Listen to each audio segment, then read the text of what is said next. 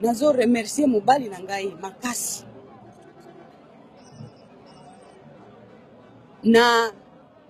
bolingo wana oye azanango d'abord ya mboka ya bandeko na biso osoki azalaka mobali malamu te ya bandai kondimelanga te tangu nyonso nazala awa nakende kuna naleka boye natikaka ye tangu nyonso na bana na biso na ndako nazosenga kaka Nzambe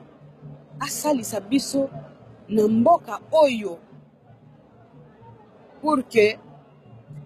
kimia eumela bitumba esila ba situation nyonso oyo Satan zo impose na mboka oyo nga nazo pamela yango na beni kuna ba enlèvement ba massacre